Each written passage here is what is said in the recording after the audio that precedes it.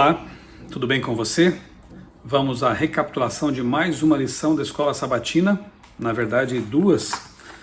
Neste trimestre temos estudado na lição de adultos Efésios, a carta de Paulo aos Efésios, e na lição dos jovens o livro de Moisés, conhecido como Levítico.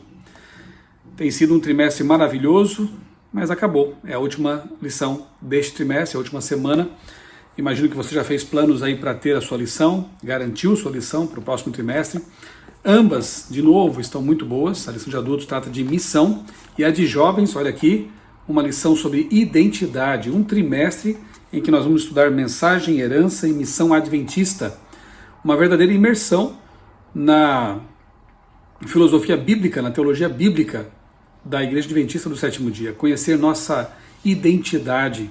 Vai ser muito bom estudar esse tema aqui. Estou pensando até em fazer de novo aí um vídeo por semana sobre a lição dos jovens, tanto quanto a lição de adultos. Se você não se inscreveu no canal ainda, aproveite, faça isso.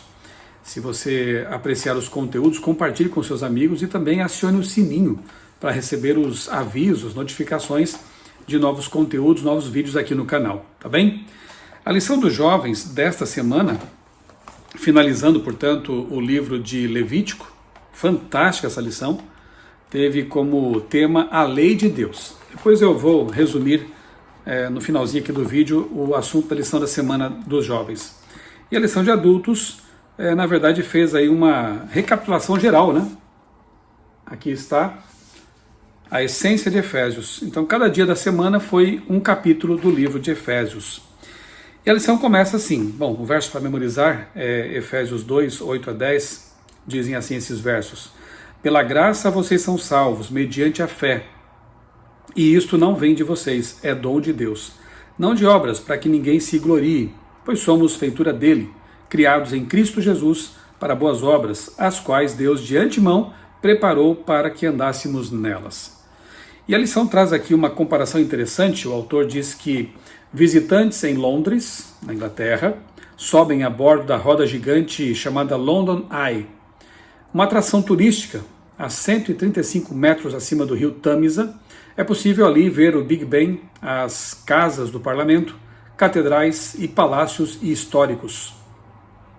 Para o estudioso do Novo Testamento Nicholas Thomas Wright, o Tom Wright, a carta aos Efésios, em relação ao restante das cartas de Paulo, é como a London Eye. Não é o mais longo nem o mais completo de seus escritos, mas oferece uma vista de tirar o fôlego de toda a paisagem. A partir dela, quando a roda gigante gira, como um pássaro, você tem uma visão elevada de um tema após o outro. De fato, alguns anos atrás, eu tive a alegria, de dirigir uma semana de pregações lá em Londres, e num desses intervalos entre pregações e visitas aos irmãos, nós fomos conhecer a tal da London Eye. Realmente é muito alta e lá de cima é possível ver tudo isso que a lição diz aqui, né? O parlamento, o relógio ali do Big Ben, as antigas e famosas catedrais ali de Londres, enfim, uma vista realmente fabulosa ali do alto daquela roda gigantesca na beiradinha ali do rio Tâmisa. E a carta de Efésios, como o autor compara,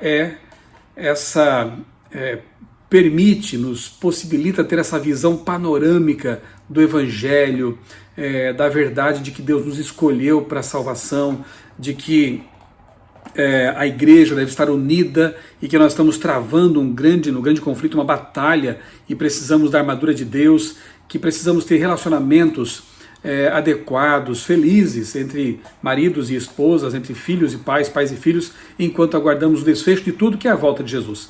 É uma carta pequena, 6 capítulos apenas, no entanto nos dá realmente uma vista panorâmica tremenda da Bíblia, da verdade, da realidade que nos rodeia e daquilo que Deus quer para a nossa vida. Já que a lição propõe uma vista geral da carta, de cada capítulo, vou fazer isso com você agora. Convido você também a abrir sua Bíblia aqui no livro de Efésios, na carta de Paulo aos Efésios, os irmãos que moravam na cidade de Éfeso, e lermos aqui alguns trechos que eu sublinhei ao longo da leitura, quero destacar para você. Lembrando que Éfeso já era uma cidade com uma boa população, uma cidade cosmopolita, com muitas influências pagãs, inclusive. E se aqueles irmãos puderam ser fiéis naquela cidade, nós também podemos ser fiéis onde quer que nós moremos, onde quer que estejamos. O chamado de Deus para a nossa fidelidade, para que tenhamos um casamento abençoado, para que vivamos uma vida de santidade, longe do pecado, é para todas as épocas e para todas as cidades. Para a vida no campo, vida na cidade, vida onde for. O chamado e o poder que Deus nos oferece pelo Espírito Santo é para todos, né? São para todas as pessoas, independente de época em que vivem e de local em que vivem. Capítulo 1 de Efésios, o prefácio e saudação, depois tem a oração de Paulo. Eu vou ler aqui alguns trechos. Antes da fundação do mundo, Deus nos escolheu nele, em Cristo, né, para sermos santos e irrepreensíveis diante dele, em amor, nos predestinou para ele, para sermos adotados como seus filhos. Nós já entendemos isso, já estudamos que predestinação bíblica é diferente daquilo que os calvinistas entendem e ensinam. Deus não escolhe quem vai se perder nem quem vai se salvar. Na verdade, ele predestinou todos os seres humanos para a salvação, mas infelizmente, usando mal o seu livre-arbítrio, algumas pessoas, muitas pessoas, infelizmente, escolherão abandonar esse destino que Deus traçou para elas, escolherão abandonar o caminho que Deus tinha apontado para elas. Deus predestinou todos para a salvação, mas nem todos aceitarão esse pré-destino. Ele nos revelou o mistério da sua vontade, segundo o seu propósito, que ele apresentou em Cristo, de fazer convergir nele, na dispensação da plenitude dos tempos, todas as coisas, tanto as do céu como as da terra. Em Cristo fomos também feitos herança, predestinados segundo o propósito daquele que fez todas as coisas conforme o conselho da sua vontade. Ouviram a palavra da verdade, o evangelho da salvação, tendo nele também crido, receberam o selo do Espírito Santo, da promessa. O Espírito é o penhor da nossa herança e até o resgate da sua propriedade em louvor da sua glória. Nós somos selados no Espírito Santo quando nos convertemos. E ele é como uma garantia, o penhor, uma garantia de que nós, se nos mantivermos unidos a Deus, em comunhão com Deus, chegaremos até a plenitude, até a volta de Jesus para viver para sempre com ele. No finalzinho do capítulo 1, destaco aqui que sujeitou todas as coisas debaixo dos pés de Cristo para ser o cabeça sobre todas as coisas, o deu à igreja, a qual é o seu corpo. Paulo sempre trata desse conceito de que a igreja é o corpo de Cristo e nós somos membros desse corpo. Cada um tem sua função, cada um tem sua importância particular, peculiar. Alguns são dedos, outros são orelhas, outros são olhos, nariz, pernas.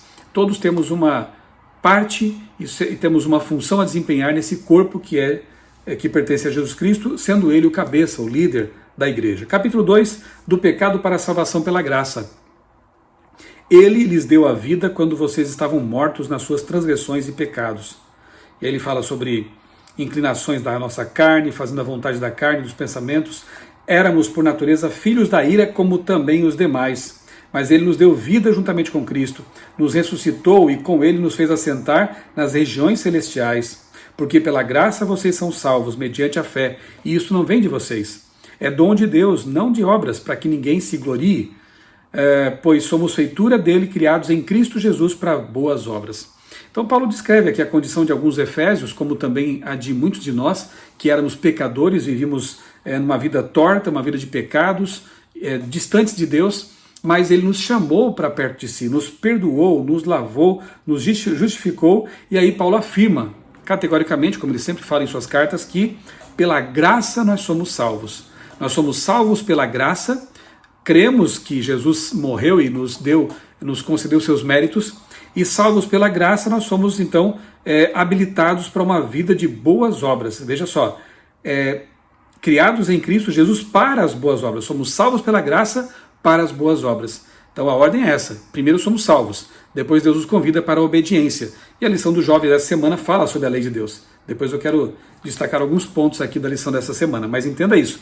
Ninguém é salvo por obedecer, ninguém é salvo por praticar alguma coisa ou por fazer alguma coisa. A salvação nos é conferida de graça, nos é dada de graça. Nós recebemos, aceitamos e depois, quando entendemos o preço que foi pago pela nossa salvação, a nossa pergunta natural é: Senhor, que queres que eu faça? Aí vem a vida de santificação, você obedece por amor a Deus. Se me amais, guardareis os meus mandamentos, disse Jesus. Portanto, também lembrem-se de que no passado vocês eram gentios na carne, chamados incircuncisão por aqueles que se intitulam circuncisão. Aqui Paulo está falando para os gentios, para nós, portanto, que é feita na carne por mãos humanas. Naquele tempo vocês estavam sem Cristo, separados da comunidade de Israel e estranhos às alianças da promessa, não tendo esperança e sem Deus no mundo. Mas agora, em Cristo Jesus, vocês que estavam antes longe, foram aproximados pelo sangue de Cristo. Amém, que lindo, né? Se você não é judeu, como é o meu caso, você é um gentio, eu também sou um gentio, nós somos adotados por Deus em Cristo. E assim somos tidos por circuncidados espiritualmente, digamos assim. Cristo aboliu a lei dos mandamentos na forma de ordenanças para que dos dois criasse em si mesmo uma nova humanidade fazendo a paz. Então Cristo elimina tudo aquilo que era uma parede de separação entre gentios e judeus e torna ambos um só povo em Cristo Jesus. Obviamente que essa lei aqui, de que Paulo fala, não é a lei moral dos 10 mandamentos, que existe muito antes de haver um judeu sobre a terra. Adão e Eva guardaram o sábado lá no Éden. Abraão já guardava os mandamentos de Deus. Antes de haver judeus, já havia obediência à lei de Deus. Então essa lei de mandamentos que consistia em ordenanças eram aquelas leis judaicas, as leis lá do santuário, cerimoniais, que em muitos aspectos consistiam em uma parede de separação entre os judeus e os gentios.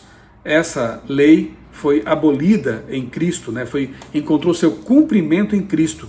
Ele derruba as paredes de separação. Vejamos aqui, capítulo 3, o mistério. O capítulo 3 é a vocação dos gentios e o apostolado de Paulo. O mistério é que os gentios são co-herdeiros, melhor dizendo, eles são co-herdeiros, herdam juntamente com os judeus, né? Os gentios são co-herdeiros, membros do mesmo corpo da igreja e co-participantes da promessa em Cristo Jesus por meio do Evangelho, do qual fui constituído ministro, conforme o dom da graça de Deus a mim concedida, segundo a força operante do seu poder. Mais adiante, em Cristo temos ousadia e acesso a Deus com confiança mediante a fé nele. Portanto, eu peço que não desanimem por causa das minhas tribulações em favor de vocês. Pois isso é motivo de honra para vocês. Paulo estava preso quando escreveu essa carta. Ele diz, não desanimem porque eu estou preso. Nós temos acesso direto ao Pai. E o mesmo Paulo diz no outro texto que nós podemos nos chegar confiadamente junto ao trono da graça e encontrar salvação em Cristo, né? Então nós temos essa fé de que temos acesso direto a Deus. Por essa razão eu me ponho de joelhos diante do Pai, de quem toda a família nos céus e na terra recebe o nome. Peço a Deus que, seguindo a riqueza da sua glória, conceda a vocês que sejam fortalecidos com o poder mediante o seu Espírito no íntimo de cada um. E assim, pela fé, que Cristo habite no coração de vocês, estando vocês enraizados e alicerçados em amor. Isto para que, com todos os santos, vocês possam compreender qual é a largura, o comprimento, a altura e a profundidade e conhecer o amor de Cristo que excede todo entendimento, para que vocês fiquem cheios de toda a plenitude de Deus. Paulo aqui fala sobre o amor de Deus, né? O amor de Cristo. Realmente ele é incomensurável, é imensurável, mas é o amor com que ele nos amou a ponto de dar a vida para nos salvar. Ora, aquele que é poderoso para fazer infinitamente mais do que tudo o que pedimos ou pensamos, conforme o seu poder que opera em nós, a ele seja a glória na igreja e em Cristo Jesus por todas as gerações, para todo sempre. Amém. Aquele que é poderoso para fazer muito mais do que nós pedimos ou pensamos. Esse é o nosso Deus. Capítulo 4, a unidade da fé. Aqui Paulo fala sobre a unidade da igreja. É importante pensar nisso, que o diabo tenta desunir, né, para conquistar, dividir para conquistar. E aqui Paulo enfatiza a importância da unidade na igreja. Especialmente nestes tempos em que há tanta dissensão, dissidentes, críticas, calúnias, o diabo tentando de todas as formas atacar a igreja e promover a discórdia e a desunião. Nós precisamos fazer o oposto disso, nos unirmos, orar pela unidade e trabalhar juntos pela pregação do Evangelho e pela missão que Deus nos confiou. para que não mais sejamos como crianças arrastados pelas ondas e levados de um lado para o outro por qualquer vento de doutrina, pela artimanha das pessoas, pela astúcia dos que induzem ao erro. No capítulo 4, para mim esse texto aqui é fantástico. Nós precisamos ter uma fé madura, uma fé consistente, precisamos estudar mais a palavra de Deus, ter uma vida de comunhão com Jesus, para que não sejamos, como diz Paulo, imaturos, como crianças, que quando ouvem alguma calúnia, ouvem algum ataque a nossas convicções, a nossa fé, a nossas doutrinas, nós já ficamos abalados, preocupados, e agora como que eu vou encontrar resposta para isso? E alguns perdem a fé no primeiro vento. Que tipo de fé é essa? Que tipo de fundamento é esse? Espera-se daqueles que vivem nessas últimas horas do mundo que eles tenham uma fé mais arraigada, mais alicerçada, a ponto de resistir aos ventos de falsas doutrinas, de heresias cada vez mais presentes aí em nosso mundo, especialmente na internet, que é um palco para todo tipo de ideias. Precisamos de uma fé robusta na palavra de Deus. Não sejamos como meninos inconstantes, levados por ventos de doutrinas e heresias e ideologias. Aí no final aqui do capítulo 4 ele fala de exortações à santidade, né? Por isso, deixando a mentira, que cada um fale a verdade com o seu próximo, porque somos membros do mesmo corpo. Fiquem irados, mas não pequem. Não deixem que o sol se ponha sobre a ira de vocês, nem deem lugar ao diabo. Deus conhece nossos sentimentos, sabe que muitas situações e coisas nos deixam chateados, nos deixam até irados, mas não pequemos por isso. Deixemos isso nas mãos de Deus, para que Ele resolva, façamos o que é possível, mas sempre peçamos a ajuda do Espírito Santo de Deus para controlar nossos sentimentos, nossos pensamentos e viver assim guiados pelo Espírito Santo. Aquele que roubava, não roube mais, pelo contrário, trabalhe fazendo com as próprias mãos o que é bom, para que tenha com que repartir com o necessitado. Não saia da boca de vocês nenhuma palavra suja, mas unicamente o que for boa para edificação, conforme a necessidade, e assim transmita graça aos que ouvem, e não entristeçam o Espírito de Deus, no qual vocês foram selados para o dia da redenção. Que não haja no meio de vocês qualquer amargura, indignação, ira, gritaria e blasfêmia, bem como qualquer maldade. Pelo contrário, sejam bondosos e compassivos uns com os outros, perdoando uns aos outros, como também Deus, em Cristo, perdoou vocês. Como seria bom que nós realmente vivêssemos essas recomendações inspiradas aqui do apóstolo Paulo, que nós falemos só a verdade, quem pecava roubando, mentindo, traindo, que não faça mais isso, que se submeta ao Espírito Santo para não viver mais pecando, não entristeça o Espírito Santo vivendo longe dele, vivendo em pecado.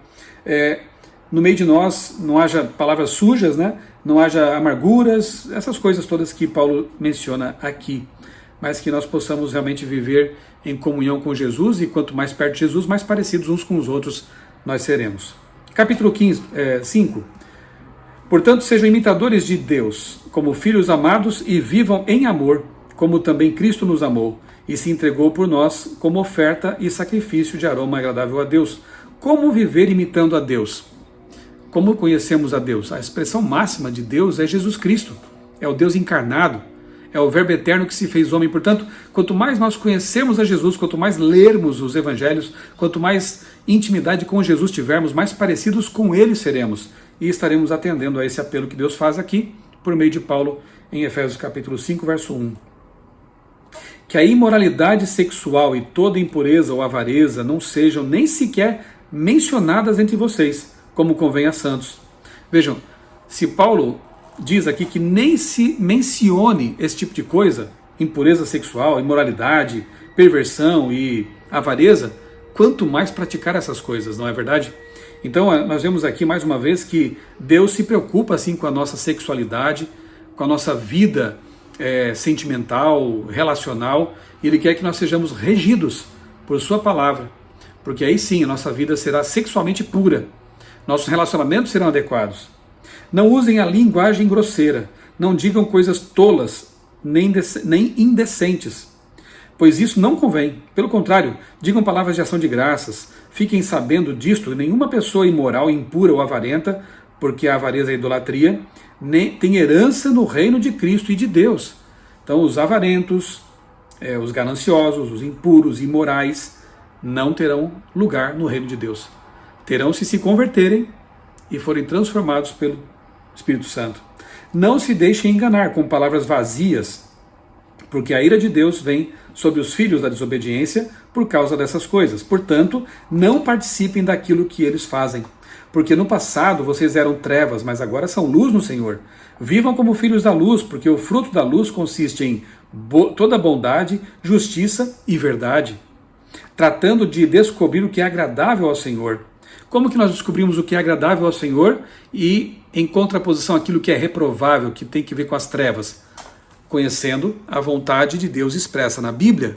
Por que o diabo investe tanto em dizer que a Bíblia não é exatamente a palavra de Deus? Por que o diabo investe tanto em dizer que a Bíblia deve ser atualizada?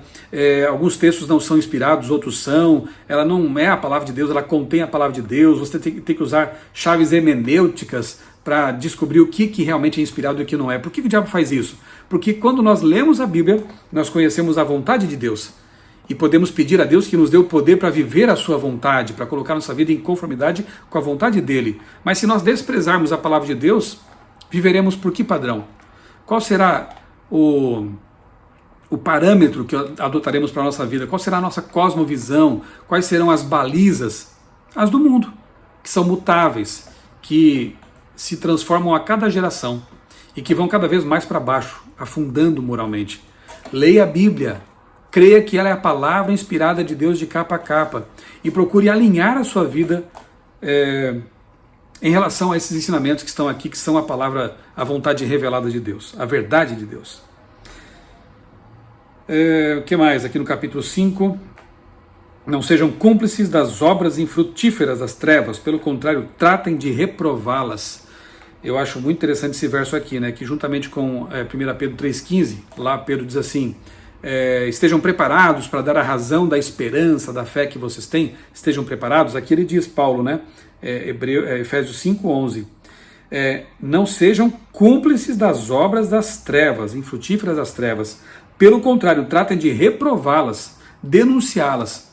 Então o papel de um pastor não é só de pregar o evangelho para as ovelhas, mas é também de protegê-las contra os lobos devoradores.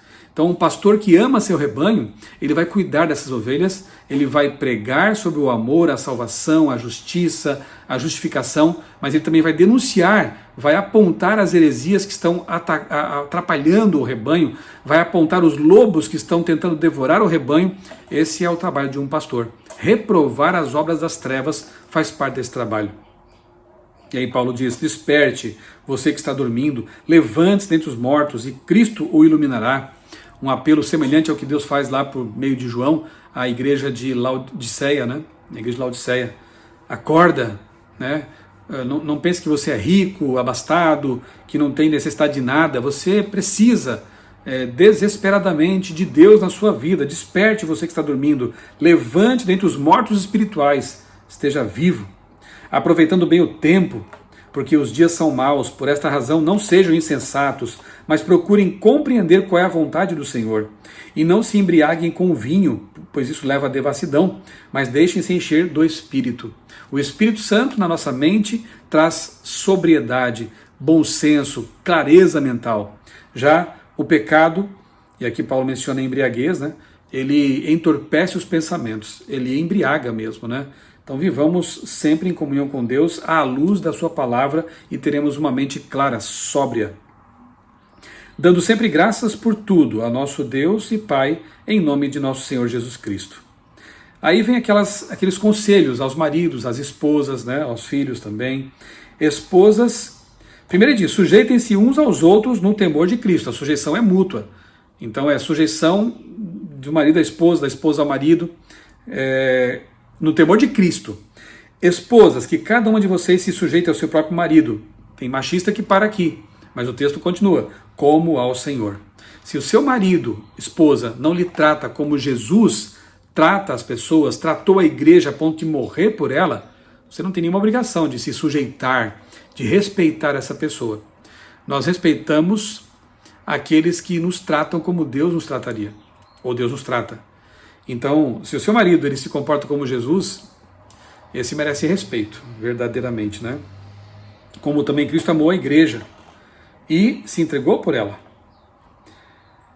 Depois ele diz assim, maridos, que cada um de vocês ame a sua esposa como Cristo também amou a igreja e entregou-se por ela. Como Jesus amou a igreja? De palavras? Não. Ele se envolveu de forma a tal ponto de dar a vida pela igreja. Portanto, o amor que Deus pede, espera, não é pede não, ele manda, né? É um imperativo aqui. Maridos, que cada um ame a sua esposa. Não fala tente amar, procure amar. Ame, é um imperativo. Então, o amor que Deus manda com que nós amemos a nossa esposa é aquele a ponto de dar a vida por elas. Quem dá a vida por alguém, vive por alguém. Então esse é o amor que se espera de um marido. Tenho certeza que uma esposa que é amada nesse nível, ela respeita prazerosamente esse marido, né? Bem, depois vem conselho para os filhos, pais, não irrite seus filhos, né? E no capítulo 6, traz esses conselhos, né? Filhos, não irrite seus pais. Depois fala da armadura. Vamos ver aqui que ele fala: filhos, obedeçam aos seus pais no Senhor, pois isso é justo, né? Honre seu pai e sua mãe, é o mandamento. E depois diz: vocês pais não provoquem os seus filhos a ira, mas tratem de criá-los na disciplina e na demonstração do Senhor. A disciplina amorosa, né? Depois ele fala da armadura de Deus, já concluindo o livro, né? Destacando aqui o grande conflito entre o bem e o mal e dizendo que nós só poderemos vencer nesse conflito se nós usarmos a armadura de Deus, que se compõe de algumas partes importantíssimas, né? Ele fala que a nossa luta não é contra a carne e o sangue, mas contra os poderes espirituais, anjos caídos. Então nós não podemos vencer com nossas próprias forças. Nós precisamos da cinta da verdade, da couraça da justiça, dos calçados da paz, do evangelho da paz, do escudo da fé, do capacete da salvação, da espada do Espírito, que é a palavra de Deus. Se nós usarmos essas armas espirituais, nós seremos vencedores. Vigiem com toda perseverança e súplica. E mais adiante diz: para que em Cristo eu seja ousado para falar como se cumpre fazer. E Paulo termina sua carta maravilhosa, panorâmica, que dá uma vista alta das coisas, longe, né, ampla das coisas. Ele termina dizendo: paz seja com os irmãos e amor com fé, da parte de Deus Pai e do Senhor Jesus Cristo. A graça esteja com todos os que amam sinceramente o nosso Senhor Jesus Cristo. Que carta maravilhosa! Aproveite, quem sabe, nesta semana, já que ela é uma carta pequena, para lê-la, né? Recapitulando e pedindo que Deus internalize esses conceitos, essas verdades na sua mente, no seu coração. Tome um tempo essa semana para ler os capítulos 1 a 6, ler toda a carta de Efésios, para você relembrar o que foi estudado esse trimestre e guardar no seu coração tudo isso. E a lição dos jovens, ela fala sobre a lei de Deus. Tem aqui uma tirinha, que por sinal fui eu que fiz o texto, né? Está aqui. Dois aqui, um jovem e uma jovem conversando, né? E aí ele pergunta assim para ela: por que você guarda a lei? Ela responde: porque eu amo aquele que me guarda. É um resumo de toda a lição, né? Por que nós guardamos a lei de Deus? Porque nós entendemos que a lei que Deus transmitiu ao seu povo, ela é importante e deve ser observada, porque nós amamos o Criador da lei, porque nós amamos aquele que nos guarda. Deus havia escolhido um povo em particular, Israel, para representá-lo ao mundo, e havia colocado seu santuário no meio do acampamento, e Deus procurou ensinar esse povo suas verdades. Deus queria que esse povo prosperasse, tivesse saúde, tivesse família feliz, para ser uma luz às nações, para que mais pessoas e povos quisessem se aproximar desse mesmo Deus. As leis encontradas em Levítico podem ser classificadas em 3 tipos: leis cerimoniais, leis civis e leis morais. Interessante, né? Porque a gente lembra do que viu lá em Efésios, né? Obviamente que as leis cerimoniais encontraram cumprimento na cruz. Cordeiro, o animalzinho, era um símbolo, uma sombra de uma realidade vindoura e futura e real, uma realidade real, para ser aqui redundante, que é Jesus Cristo, o Cordeiro de Deus que tira o pecado do mundo. Então, quando Jesus morre na cruz, as leis cerimoniais encontram seu cumprimento. As leis civis tinham uma aplicação local para a teocracia de Israel. Eram para aquele povo, para aquele tempo, naquele contexto. E as leis morais, elas são eternas. Elas existem antes do pecado e existirão após a história de pecado ter finalizado aqui, o grande conflito. Sabemos por Isaías 66 que inclusive o sábado será guardado na nova terra. Então a lei moral ela é eterna, as outras eram transitórias. De fato, um dos principais objetivos de Levítico é tornar a lei moral prática na vida cotidiana.